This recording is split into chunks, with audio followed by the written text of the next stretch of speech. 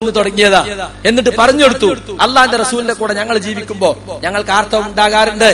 നിസ്കാരം കളാ വിട്ടാൻ റസൂൽ ഞങ്ങളോട് പറഞ്ഞിട്ടില്ല, നോമ്പ് കളാ വിട്ടാൻ പറഞ്ഞിട്ടുണ്ട്. അതാണ് അതിന്റെ അടിസ്ഥാനം. എന്റെ യുക്തിക്ക് അവിടെ സ്ഥാനമില്ല. അതുകൊണ്ടാണ് സലഫികൾ പറയുന്നത് ഇതാ വറദൽ നഖൽ ബതലൽ അഖൽ, പ്രമാണത്തിൽ വന്നു കഴിഞ്ഞാൽ പിന്നെ ബുദ്ധിക്ക് സ്ഥാനമില്ല. ശൈഖുൽ ഇസ്ലാം ഇബ്നു തൈമിയ ഈ ഹദീസുകൾ തമ്മിലുള്ള വൈരുദ്ധ്യം അല്ലെങ്കിൽ ആയത്തുകൾ തമ്മിലുള്ള വൈരുദ്ധ്യം എന്നൊക്കെ പറഞ്ഞ് ശത്രുക്കൾ പറയുന്ന അല്ലെങ്കിൽ ഇസ്ലാമിലെ തന്നെ ചില വിവരദോഷികൾ പറയുന്ന എല്ലാത്തിനും മറുപടി പറഞ്ഞുകൊണ്ട് ദർഉ തആറുൽ ബൈനൽ അഖ്ലി വൻ നഖൽ, ബുദ്ധിയും പ്രമാണവും തമ്മിലുള്ള വൈരുദ്ധ്യത്തെ പ്രതിരോധിക്കൽ എന്ന 9 വാല്യം പുസ്തകം രചിച്ചിട്ടുണ്ട്. നമ്മുടെ ലൈബ്രറിയിൽ അതുണ്ട്. ആർക്കെങ്കിലും ആവശ്യപ്പെട്ടു നോക്കാൻ ലഭിക്കുന്നതാണ്. അപ്പൊ അത്രയും വലിയ സേവനങ്ങൾ നമ്മുടെ മുൻഗാമികൾ ചെയ്തിട്ടുണ്ട്.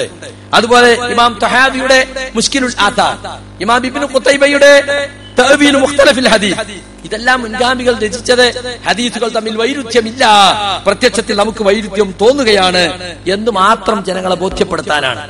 ഇപ്പൊ സുഹൃത്തുക്കളെ, സഹീഹുൽ ബുഖാരിയിലെ ഹദീസുകളെ പോലും ആളുകൾക്കിടയിലിട്ട് പുച്ഛിക്കുന്ന ആ അവസ്ഥയാണ് കാണാൻ സാധിക്കുന്നത്.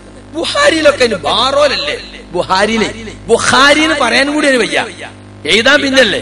സഹീഹുൽ ബുഖാരി എന്ന സാധനം കണ്ടിട്ടുമല്ലോ ഓൻ പറഞ്ഞെടുക്ക, ഇതിലൊക്കെ വാറോലി ഉണ്ടല്ലോ. ഇസ്ലാഹി പ്രസ്ഥാനത്തിന്റെ പഴയകാല നേതാക്കൾ സഹീഹുൽ ബുഖാരിക്ക് കൽപ്പിച്ചിരുന്ന മഹത്വം എന്തായിരുന്നുവെന്ന് പഴയകാല അൽമനാറുകൾ മറിച്ചു നോക്കിയാൽ നമുക്ക് കാണാൻ സാധിക്കും. ഇപ്പരൊക്കെ പറയണ്ടല്ലോ കെ എം മൗലവിയുടെ കാലത്തുള്ള ഇസ്ലാഹി പ്രസ്ഥാനം അതാണ് ഞങ്ങളുടേത്, അതുപോലെ ആദ്യകാലത്ത് ഇ കെ മൗലവിന്റെ കാലത്തുള്ള ഇസ്ലാഹി പ്രസ്ഥാനം അതാണ് ഞങ്ങളുടേത് എന്നൊക്കെ ചില ആളുകൾ പറഞ്ഞു നടക്കുന്നു എന്ന് മാത്രം. യഥാർത്ഥത്തിൽ അവർക്ക് റസൂലുള്ളാഹി സ്വല്ലല്ലാഹു അലൈഹി വസല്ലമയുടെ ഹദീസുകളോടുള്ള സമീപനം പൂർവ്വകാല ഇസ്ലാഹി പണ്ഡിതന്മാർക്ക് ഉണ്ടായിരുന്നില്ല എന്ന് നമുക്ക് കാണാൻ സാധിക്കും. ഇത് കണ്ടോ, 1971 ഒക്ടോബറിൽ സഹീഹുൽ ബുഖാരി സ്ഥിരപ്പെട്ട നബിവചനങ്ങളുടെ വിലപ്പെട്ട സമാഹാരം. അതിൽ പറയാണ്, സഹീഹുൽ ബുഖാരിയുടെ സ്വീകാര്യതയും പാവനത്വവും അംഗീകരിക്കാത്ത ഒരൊറ്റ പണ്ഡിതനും മുസ്ലിം ലോകത്തുണ്ടായിട്ടില്ല. 6 ലക്ഷം പരമ്പരകൾ മുഖേന ലഭിച്ച ആയിരക്കണക്കിന് നബിവചനങ്ങളിൽ നിന്ന് കടഞ്ഞെടുക്കപ്പെട്ട സഹീഹായ 7000-ൽ പരം പ്രവാചക വചനങ്ങളാണ് സഹീഹുൽ ബുഖാരി ഉൾക്കൊള്ളുന്നത്. ഇമാം ബുഖാരി തന്നെ വ്യക്തമാക്കുന്നു, തന്റെ നിഷ്കൃഷ്ടമായ ഉപാധികൾ അനുസരിച്ച് സഹിയാണെന്ന് ഉറപ്പുള്ളതല്ലാത്ത ഒറ്റ ഹദീസും ഈ സമാഹാരത്തിലില്ല. ചില സഹിഹായവ തന്നെ നിബന്ധനകളോട് നീതി പുലർത്താത്തത് കാരണം വിട്ടുകളയുകയാണ് ഉണ്ടായത്. സഹീഹുൽ തിരുത്തൽവാദികൾ ഇവിടെയും സഹീഹുൽ ബുഖാരിയെ പറ്റി ഒട്ടേറെ ആക്ഷേപങ്ങളുണ്ട്. എല്ലാം ഈയിടെ പൊന്തി വന്നവ. യുക്തിയുടെ പേരിൽ സ്വന്തം അഭിപ്രായങ്ങൾക്കും തോന്നലുകൾക്കും യോജിക്കാത്തെല്ലാം തള്ളിപ്പറയുന്ന കുൽസിത ബുദ്ധികൾ നൊടിഞ്ഞുണ്ടാക്കുന്ന കള്ളപ്രചരണങ്ങൾ വാസ്തവത്തിൽ മറുപടിയെ അർഹിക്കുന്നില്ല. ഇക്കൂട്ടത്തിൽ സഹീഹുൽ ബുഖാരിയെ പറ്റിയുള്ള ആക്ഷേപങ്ങളും പെടുത്താം. തന്റെ ചില നിഗമനങ്ങളോട് വിയോജിച്ചതിനാൽ മാത്രം സഹീഹുൽ ബുഖാരി തോട്ടിലെറിയുന്നവരെ നാടുകളെ നാക്കിട്ടടിച്ച് നടക്കുന്നവർ ഇന്നും നമ്മുടെ സമൂഹത്തിലുണ്ട്. സ്വന്തം യുക്തിയാകുന്ന മാനദണ്ഡം വെച്ചളന്ന് സഹീഹുൽ ബുഖാരി ഒട്ടേറെ ഹദീസുകൾ തള്ളിക്കളഞ്ഞ് ആ മഹത്വത്തെ ഒട്ടുമുക്കാലും വെട്ടിച്ചുരുക്കി അലങ്കോലപ്പെടുത്തിയവരും കുറവല്ല. അടുത്ത കാലത്ത് പ്രത്യക്ഷപ്പെട്ട അത്തരം ചില വിവരക്കേടുകളെ പറ്റി സാന്ദർഭികമായി സംസാരിക്കാൻ നിവൃത്തിയില്ല. ഞാൻ മുഴുവൻ വായിക്കല്ല. ഷെയ്ഖ് മുഹമ്മദ് മൗലവി എന്ന് പറയുന്ന കേരളത്തിലെ മുജാഹിദുകൾക്കിടയിലെ മുഹദ്ദിസായിരുന്ന അദ്ദേഹമാണ് ഈ ലേഖനം എഴുതിയിട്ടുള്ളത്. 71 ഒക്ടോബറിൽ ഇതാ സഹീഹുൽ ബുഖാരിയിൽ നിർമ്മിത ഹദീസുകളോ, അൽമനാറിൽ ഒരു ഹെഡിങ് എന്നതാ 71 ഡിസംബർ 5. എന്നിട്ട് CN അഹമ്മദ് മൗലവിയുടെ പരിഭാഷയ്ക്ക് വ്യക്തമായ ഖണ്ഡനമായി നമുക്ക് കാണാൻ സാധിക്കും. അതുപോലെ ആ കാലഘട്ടത്തിൽ ഹദീസിനെതിരിൽ പൊന്തി വന്ന എല്ലാ ആക്ഷേപങ്ങൾക്കും നമ്മുടെ പണ്ഡിതന്മാർ മറുപടി പറയുകയാണ് ചെയ്തിട്ടുള്ളത്. നമ്മുടെ ചേകനൂരിനെ പ്രത്യക്ഷപ്പെട്ട എന്താ? ആദ്യം ഹദീസിൽ പ്രമാണമല്ല എന്ന് പറഞ്ഞിട്ടല്ലല്ലോ പ്രത്യക്ഷപ്പെട്ടത്. 2 സാക്ഷി വേണം. അത് ശരിയല്ലേ, റസൂലുള്ളാഹിന്റെ ഹദീസ് 2 സാക്ഷി വേണം, എന്താ തെറ്റുള്ളത് എന്ന് പറഞ്ഞുകൊണ്ടാ തുടങ്ങിയത്. പിന്നെ ഓരോന്നോരോന്ന് നിഷേധിക്കാൻ തുടങ്ങി. നിസ്കാരത്തെ കുറിച്ച് പറഞ്ഞു, 5 വഖത്ത് നിസ്കാരമുണ്ട്, പക്ഷെ തൊഴിലാളികളൊക്കെ സൗകര്യത്തിന് 3 വഖത്തായി നിസ്കരിച്ചാൽ മതി. എങ്ങനെയുണ്ട്?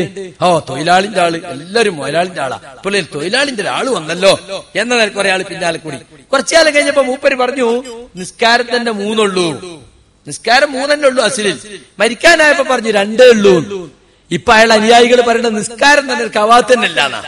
ഒക്കെ ബുദ്ധിയാണ്, ഒക്കെ ഖുർആൻ ഗവേഷണാണ്, ഖുർആൻ മുമ്പിൽ വെച്ച ഗവേഷണങ്ങളാ അതൊക്കെ. എന്നെ ഓർക്കാൻ നിങ്ങൾ നമസ്കാരം നിലനിർത്തുക. അപ്പൊ എല്ലാരും ഓർത്താ മതി.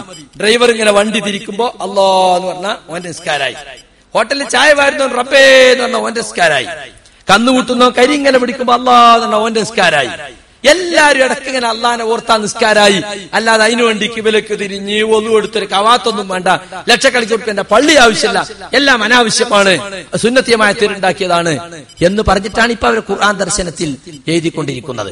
യഥാർത്ഥത്തിൽ ആ പാതയിലേക്ക് തന്നെയാണ് ഇപ്പോ നമ്മുടെ സുല്ലമിയും നീങ്ങിക്കൊണ്ടിരിക്കുന്നത്. കുറേശ്ശെ നിഷേധിച്ച് ഓരോന്നിനെ കുറിച്ചും മതിപ്പില്ലാതാക്കി.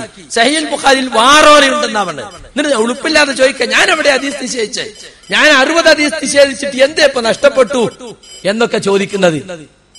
സഹീഹുൽ ബുഖാരിയും സഹീഹ് മുസ്ലിമും ചേർന്ന് ഉദ്ധരിച്ച ഹദീസാണ് മുത്തഫഖുൻ അലൈഹി എന്ന് പറയുന്നത്. മുത്തഫഖുൻ അലൈഹിയായ ഹദീസിനെ പോലും വാറോല എന്നാണ് അയാളുടെ പുതിയ പുസ്തകത്തിൽ അയാൾ വ്യാഖ്യാനിച്ചിട്ടത്. അപ്പൊ അയാളെ ബുദ്ധിക്ക് യോജിക്കുക എന്നുള്ളതാണ്. ഈ ബുദ്ധിക്ക് യോജിക്കുന്നതിനൊക്കെ വ്യക്തമായ മറുപടി അന്ന് ആ കാലഘട്ടത്തിൽ തന്നെ ചേകനൂരിനും അബൂറയ്യക്കും ഒക്കെ മറുപടി എഴുതിയപ്പോൾ മുസ്തഫ സബായുടെ പുസ്തകം പരിഭാഷപ്പെടുത്തിയിട്ട് അമാനി മൊഴി പറഞ്ഞിട്ടുണ്ട്. ആരെ ബുദ്ധിയാണ്? യഹൂദിന്റെ ബുദ്ധിയ, ക്രിസ്ത്യാനിന്റെ ബുദ്ധിയ, അന്നത്തെ അറബിയുടെ ബുദ്ധിയ, ഇന്നത്തെ നമ്മുടെ ബുദ്ധിയ? ആരെ ബുദ്ധിയാണ് പരിഗണിക്കേണ്ടത്? ഓരോരുത്തരെയും ബുദ്ധിക്കനുസരിച്ചൊക്കെ സ്വീകരിക്കാത്തല്ലാതാണോ? അങ്ങനെയാണെങ്കിൽ ഇതൊരു മാനദണ്ഡം ഉണ്ടാവുമോ? അപ്പൊ സുഹൃത്തുക്കളെ, ഇതെല്ലാം ഇപ്പോൾ ചില പുതിയ മാനദണ്ഡങ്ങൾ ഇയാളുടെ വകയായിട്ട് ഉണ്ടാക്കുന്നതാണ്. പണ്ഡിതന്മാർ പോലും റസൂലുള്ളാഹിന്റെ ഹദീസുകളെ ജനങ്ങളെ മുമ്പിലിട്ട് പുച്ഛിച്ചാൽ പിന്നെ എന്തായിരിക്കും പാമരന്മാരുടെ സ്ഥിതി എന്ന് നിങ്ങൾ ആലോചിച്ചാൽ മാത്രം മതി. ഈ പോക്ക് നല്ലതിനല്ല. ഇവിടെ സലഫി മൻഹജ് എന്ന് പറഞ്ഞപ്പോൾ അതിന് 6-ാം മദ്ഹബ് എന്ന് പറഞ്ഞ് കളിയാക്കിയത് എന്തിനായിരുന്നു എന്നിപ്പോൾ മനസ്സിലായി. സ്വന്തം വ്യാഖ്യാനങ്ങൾ ഇതിലേക്ക് തിരികെ കയറ്റണം. അതിന് നിവൃത്തി ഉണ്ടാവില്ല മൻഹജ് ഉണ്ടായാൽ. മൻഹജ് എന്ന് കേൾക്കുമ്പോഴത്തിന് പിരാന്ത് തുടങ്ങും. എന്താ മൻഹജ് എന്ന മാർഗം എന്നാണ്. എങ്ങനെയാണ് നമ്മുടെ ആദ്യകാലത്ത് സഹാബികളും താബികളും ഒക്കെ ഇസ്ലാം മതത്തെ മനസ്സിലാക്കിയത്, അതുപോലെ മനസ്സിലാക്കണം. അവരെങ്ങനെ ഖുർആൻ മനസ്സിലാക്കി, അതുപോലെ മനസ്സിലാക്കണം. അവരെങ്ങനെ ഹദീസ് മനസ്സിലാക്കി, അതുപോലെ മനസ്സിലാക്കണം. ഇതാണ് ഇസ്ലാഹി പ്രസ്ഥാനം മുമ്പേ പറഞ്ഞിട്ടുള്ളത്.